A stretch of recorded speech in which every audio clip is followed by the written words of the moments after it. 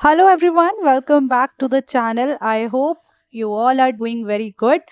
मेरा नाम है काजल, मैं हूँ असिस्टेंट प्रोफेसर और मैंने क्वालिफाई किया है UGC NET, C TET and UP TET और मैं एक रिसर्च स्कॉलर भी हूँ अलीगढ़ मुस्लिम यूनिवर्सिटी में।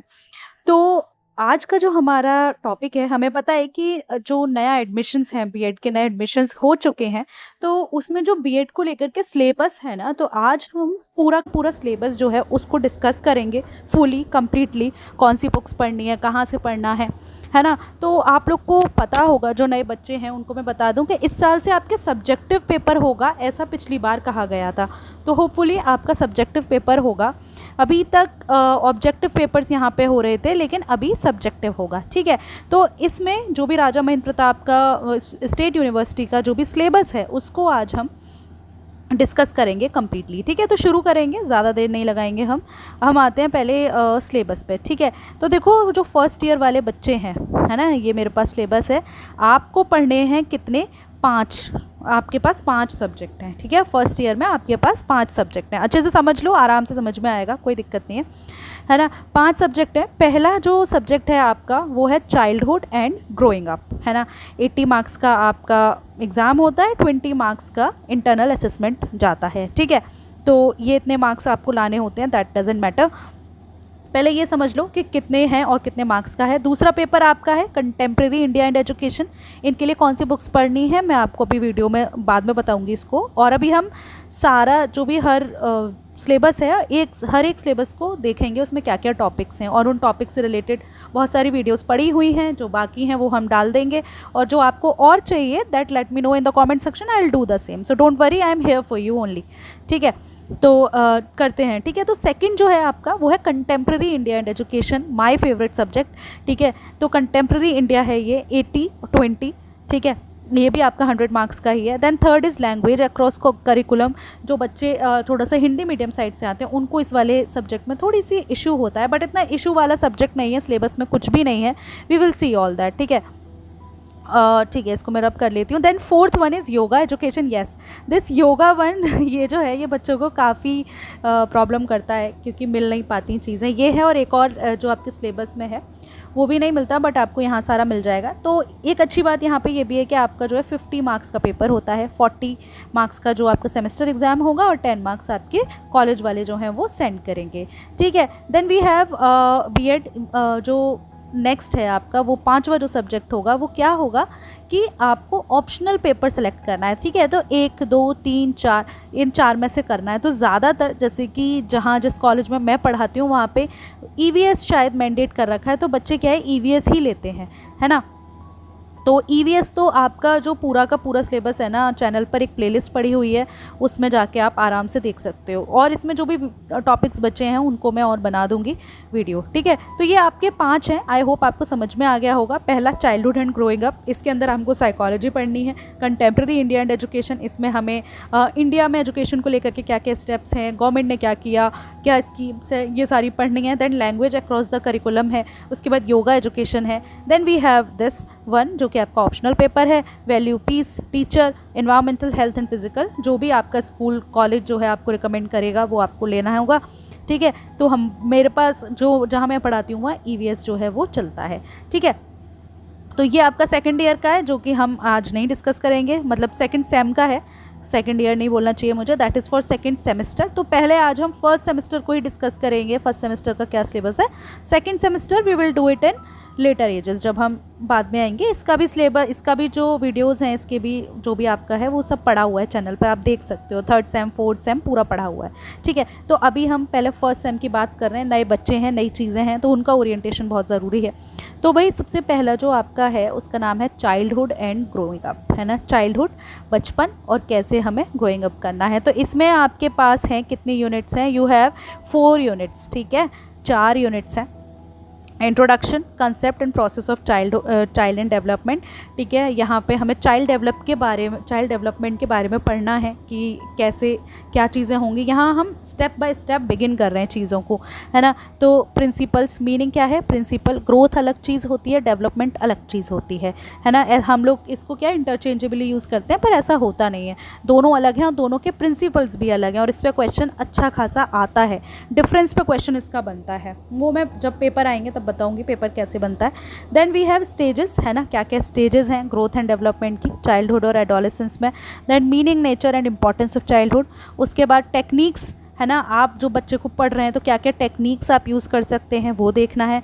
उसके बाद होलिस्टिक डेवलपमेंट, एक स्टूडेंट का holistic development as a teacher आप कैसे करेंगे वो हम यहाँ पर पढ़ेंगे। ठीक है, फिर चाइल्ड डेवलपमेंट को लेकर कुछ लोग थे, उन लोगों ने अपनी अपनी थ्योरीज दी, है ना, जैसे एरिक एरिक्सन की थ्योरी है साइको सोशल डेवलपमेंट की, जीन पियाजे की थ्योरी है कॉग्निटिव डेवलपमेंट की, फ्राइड की थ्योरी है साइकोसेक्सुअल डेवलपमेंट की, काफ़ी एक्सट्रीम थ्योरी है फ्राइड की।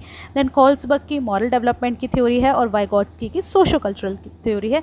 इतना कोई इशू नहीं करती हैं थ्योरीज, बहुत ईजी हैं, I let you explain in very simple terms. ठीक है, then we have childhood and adolescence, जहाँ पे मीनिंग, डेफिनेशन, कैरेक्टरिस्टिक्स पढ़नी है हमें चाइल्डहुड और एडोलेसेंस की। ठीक है, उसके अलावा physical, motor, mental, social and emotional development in childhood and adolescence. आप लोगों ने अपने घर पे भी देखा होगा, जब बच्चा 12-13 साल का हो जाता है तो काफ़ी एंगर, काफ़ी सारे चेंजेस उसके अंदर आते हैं, है ना, फिजिकल चेंज, मेंटल चेंज, तो वो सारी चीज़ें यहाँ होती हैं। Then concept of socialisation with special reference to family, school and society. उसके अलावा role of media in the adolescence, इस, ठीक है, ये टॉपिक भी पढ़ा हुआ है चैनल पे। Then we have issues and challenges in childhood and adolescence, 4th unit है हमारी। तो ये challenges faced by the children at the stage of childhood and adolescence, juvenile delinquency, maladjustment, depression, जो भी चैलेंजेस जो हैं adolescence में बच्चे फेस करते हैं उसके बारे में हमें बात की है। इक्विटी एंड इक्वालिटी इश्यूज़ के बारे में, प्रोटेक्शन ऑफ चाइल्ड राइट्स, और साइकोलॉजिकल प्रॉब्लम्स की क्या कॉजेज़ हैं, रेमेडीज़ हैं, किस तरीके से हम बच्चों को जो भी चैलेंजेस वो फेस कर रहे हैं उनसे हम बता सकते हैं। ठीक है, तो ये जो है आपके पास ये आपका फर्स्ट सेम का है, इसका जो फर्स्ट जो आपका सब्जेक्ट है उसका सिलेबस है ये, है ना। इसमें बुक्स लिखी हुई हैं, आपको रिकमेंडेड है, अगर आपको पढ़नी है तो आप पढ़ सकते हो। एस बी गुप्ता, रीता चौहान, एक और बुक आती है इसकी, उसका नाम है एस के मंगल। ठीक है, एस के मंगल, तो इसको भी आप देख सकते हो, अच्छी बुक है एस के मंगल, आपकी पूरे बीएड में साथ देगी। पहले आप इसको देखो, उसके बाद हमें बताओ। एक और है जो बिल्कुल बाद में बताऊंगी कि आपको कौन सी बुक्स और पढ़नी चाहिए इसके लिए, that I let you know, है ना। Then we have contemporary India and education, second paper है हमारा कंटेम्प्रेरी इंडिया का। इसके अंदर ओवरव्यू, सबसे पहले हमें एजुकेशनल स्कूल्स के बारे में, इंडियन स्कूल, वेस्टर्न स्कूल के बारे में पढ़ना है। फ़िलॉसफ़ी बेसिकली जो है, जो ये एक फ़िलॉसफ़ी का सब्जेक्ट है ना, इसको अभी ये नाम दिया हुआ है, ये बेसिकली फ़िलॉसफ़ी का सब्जेक्ट है। तो क्या है इसमें हमें एजुकेशन फ़िलॉसफ़ी में क्या मीनिंग है, रिलेशन है। Then Indian school of thoughts, Nyaya, Sankhya, Vedanta, हमारी जो इंडियन स्कूल ऑफ थॉट है उसके बारे में हमें यहाँ पढ़ना है। Then western school of thought, idealism, naturalism, pragmatism. ठीक है, इंडियन एजुकेशन के बारे में हम पढ़ेंगे इसमें, यूनिवर्सलाइजेशन। अब देखो जैसे ये टॉपिक है ना, यूनिवर्सलाइजेशन ऑफ एजुकेशन, ये इन्होंने ऐसे ही दे दिया है। अब ये इसमें हम आपको बताएंगे कि आपको क्या पढ़ना है और क्या नहीं पढ़ना, एक इन्होंने ओपन टॉपिक दे दिया। ठीक है, तो इसके अलावा then we have constitutional values related to aims of education, contemporary issues और चैलेंजेस इंडियन एजुकेशन सिस्टम में हम क्या फेस कर रहे हैं वो है। Then we have visions of educational thinkers, that is doctor Radhakrishnan, Mahatma Gandhi, Swami Vivekananda, Shri Aurobindo. बहुत ही अच्छी फ़िलॉसफीज़ इन्होंने दिए, कुछ आइडियलिस्ट थे, कुछ नेचुरलिस्ट थे, है ना। बताओ ज़रा मुझे इनमें से कोई, अगर किसी को पता है तो कि आइडियलिस्ट इनमें से कौन थे। ठीक है, then we have 4th unit, इसमें भी 4th यूनिट है। इसमें इंडिया में 3 एजुकेशन कमीशन अभी तक आए हैं, तो हमें सबसे पहला था कोठारी कमीशन, उसके बारे में पढ़ना है। NEP 2022, एक और कमीशन था जो कि 1986 में आया था, जिसके बारे में इसमें नहीं लिखा हुआ है। ठीक है, देन ओवरव्यूज़, गवर्नमेंट की बॉडीज़ हैं, UGC, NCERT, NCTE, इनके बारे में हमें पढ़ना है। ठीक है, यही हमारी इतनी यूनिट थी इसकी, 4th, ये हमारा पेपर हो गया।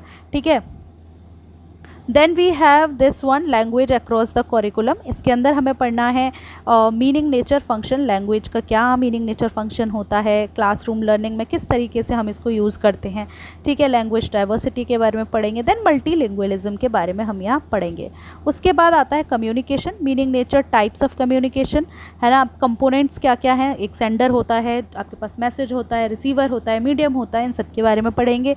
फिर लैंग्वेज को हम as a tool of communication कैसे यूज़ करेंगे, that we will understand in this unit, ठीक है। उसके बाद 4 language skills, listening, speaking, reading, writing. Relationship क्या है रीडिंग राइटिंग में, आपको लग रहा होगा कि रीडिंग राइटिंग के बारे में क्यों पढ़ रहे हैं, वेरी इंपॉर्टेंट थिंग है ना, वेरी इंपॉर्टेंट थिंग। आपको पता ही नहीं है कि एक गुड लिसनर कौन होता है ना। हम एक गुड लिसनर पता है कौन होता है, जो एक गुड स्पीकर वो होता है जो एक गुड लिसनर है। सुनने, अगर आप अच्छे वक्ता तभी हो सकते हैं जब आप अच्छे श्रोता हैं, ठीक है, वो हम यहाँ पर पढ़ेंगे। Then we have classroom discourse और पर्सनालिटी डेवलपमेंट के बारे में।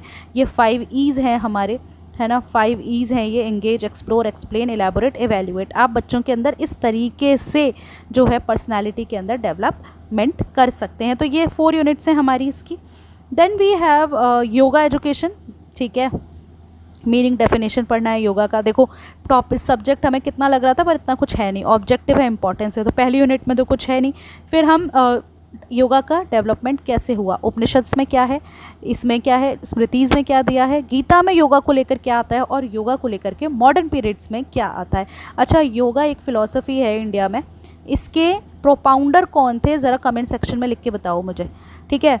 देन एलिमेंट्स ऑफ योगा हमें पढ़ना है, बाधक और साधक किस तरीके के होते हैं ये हमें यहाँ पढ़ना है, इसमें थोड़ा सा बच्चों को समस्या होती है, ठीक है। Then we have techniques and systems of yoga, yoga के जो जो टेक्निक्स हैं, क्या क्या सिस्टम्स हैं। अष्टांग योगा आप लोगों ने ज़रूर सुना होगा, अष्टांग योगा। देन मुद्राज और बंध के बारे में हम यहाँ जानेंगे, ठीक है। Then we have value and peace education, optional है ये आपका, आप लोग इसे सेलेक्ट करते हैं तो आपको पढ़ना पड़ेगा, उसका सिलेबस ये है ना, इसको आप लोग देख लेना, ये मैंने यहाँ डाल दिया है। मैं EVS का जो है उसको डिस्कस कर लेती हूँ। Then we have teacher education, भी आपका ऑप्शनल है, इन चारों में से आपको कोई एक ही चूज़ करना है। येस, दैट्स एनवायरमेंटल एजुकेशन, ठीक है। तो इसमें meaning, scope, dimension, nature, environmental education का चैनल पे पढ़ा है, वीडियो देख लेना। एम्स ऑब्जेक्टिव पढ़ने हैं एनवायरमेंट एजुकेशन के, और history and movements of environmental education in India भी है, मूवमेंट्स के बारे में पढ़ा हुआ है, यू कैन सी, ठीक है। सेकंड यूनिट के अंदर हम पढ़ेंगे कि एनवायरमेंटल एजुकेशन को आप कैसे इफेक्टिव बना सकते हैं, मीडिया का रोल क्या क्या है, role of school and teacher in environmental conservation and sustainable development. उसके बाद इकोसिस्टम और मैन के बारे में, food chain, food web, ecological pyramids, effect human activities का इकोसिस्टम पे क्या है, ठीक है। Then we have environmental crisis, environmental crisis को लेकर के क्या क्या दिक्कतें हैं, पोल्यूशन, एसिड रेन, डिजास्टर, ये सारी जो है हमें पढ़नी है। तो इतना ही हमारा सिलेबस है ना। और हेल्थ एंड फिजिकल एजुकेशन है, जो बच्चे ऑप्शनल में सेलेक्ट करेंगे, इनमें से आपको एक कोई करना है, ठीक है।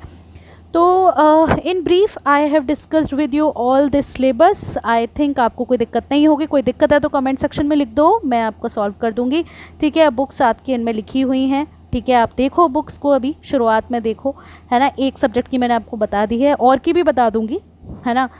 वैसे अगर मैं आपको बताऊं एक पब्लिकेशन, और जो ना समझ में आए वो वीडियो पढ़े हुए हैं, ठीक है। तो चलो आज की वीडियो के लिए इतना ही। Thank you so much for watching.